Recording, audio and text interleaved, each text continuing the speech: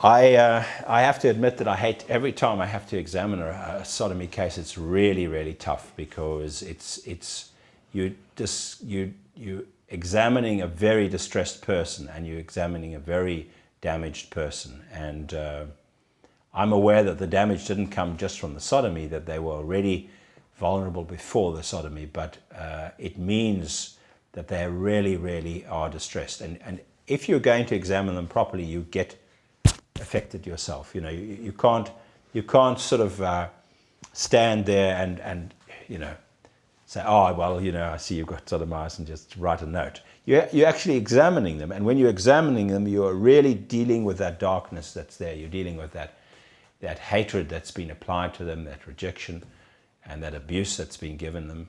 And you're talking about the demeaning of a person. That's a very serious event. So it is very tough to both dealing with male and female rape. It's very tough. I mean, I think I told you the other day that examining this female case, I've been totally devastated. I mean, I've been completely physically disabled at the end of that examination, because it's a huge load you take on when you deal with a rape case or a sodomy case.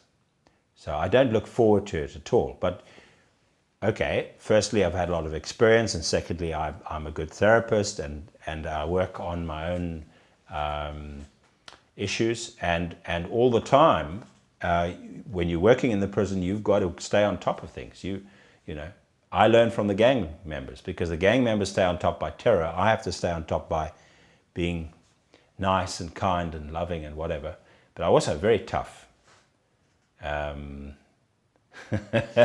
Yes. Oh yes. Yeah.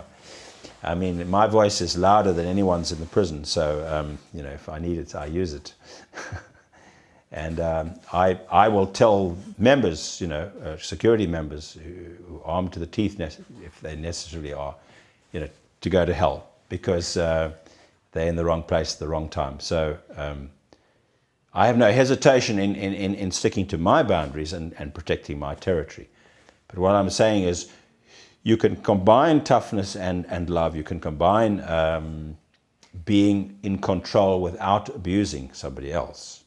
And that's what I've learned to do in the prison. I think you have to do that. You have to be very much in control, but you have to take choices so you don't make things worse.